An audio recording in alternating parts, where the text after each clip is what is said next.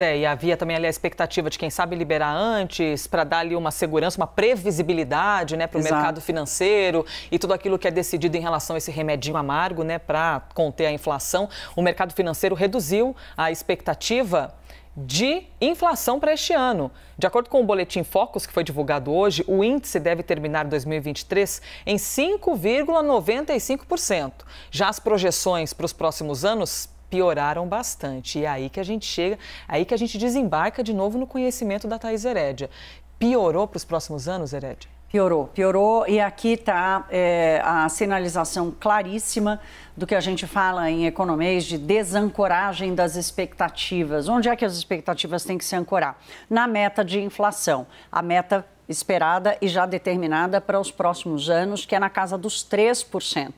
A desancoragem acontece quando os agentes econômicos, que o Banco Central ouve como analistas do mercado, mas que somos todos nós, agentes econômicos somos todos nós, a expectativa se descola, ou seja, se desancora da meta de inflação estipulada para frente, o que muda a expectativa para toda a economia. Vamos dar uma olhada aqui no telão, os dados do Focus que foram os dados divulgados hoje pelo relatório Focus do Banco Central, que traz essa mudança. Um pouquinho abaixo, era 5,96, passou para 5,95 IPCA. Esquece a inflação de 2023, porque o juro não influencia mais, as decisões do Banco Central não influenciam mais o IPCA deste ano. A política monetária tem uma defasagem entre 12 e 18 meses. Portanto, o Banco Central está olhando já para março, abril do ano que vem, para conseguir controlar a inflação a partir do ano que vem. As expectativas todas subiram até 2026 e o curioso é que 2026, se vocês estão olhando aí no cantinho da tela,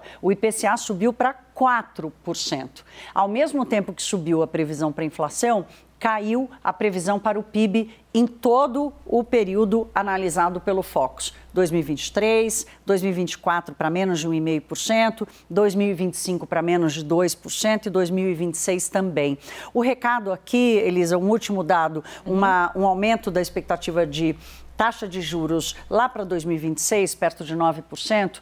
O recado aqui é o seguinte, olha, a meta de inflação vai mudar. Essa é a leitura que os agentes econômicos fazem hoje, que os analistas de mercado fazem hoje. A meta de inflação vai mudar dos atuais 3%, da casa dos 3%, para a casa dos 4%. E por isso essa ancoragem nos 4% para a expectativa da inflação futura. Eu conversei agora há pouco com Carlos Caval, que é da Oris Investimentos, foi secretário do Tesouro Nacional do governo federal e me disse o seguinte, falou, não tem jeito, né? A expectativa para a mudança da meta, ela é irrevogável, né? Ninguém acredita que ela não vai acontecer e para isso os juros têm que ser maior. Ele lembra que quando o teto de gastos foi aprovado, o juro neutro, que a gente chama de juro estrutural, que é aquele descontado da inflação, o juro hoje está em 13,75, desconta a inflação da chamada taxa de juro real. A taxa de juro real hoje roda a 8%, sendo que para manter o país crescendo e a inflação controlada, o Brasil poderia conviver com uma inflação na casa dos 4%. O que o Carlos Caval alerta, é que diante de um cenário de uma meta de inflação maior, o Brasil vai precisar conviver com um juro real maior, na casa dos 5%. Então, não adianta discutir só a taxa que o Banco Central decide, que vai decidir nessa quarta-feira, Elisa. A discussão é maior do que isso, ou seja, um país que vai aceitar uma inflação maior vai ter que conviver com um juro maior. Remedinho amargo esse, hein? Nesse caso não tem aquela... Como é que é aquele remédio de criança que a gente tomava, aquele rosinha pequenininho? Bom, eu não vou falar aqui o nome da marca, mas tem aquele que é docinho, porque para criança você dá um remedinho que não é tão amargo. Não, juros nesse não caso tem essa não tem, versão. né? Ele é amargo para todo... É aquele gosto de boldo para todo mundo. Obrigada, Thaís Herédia.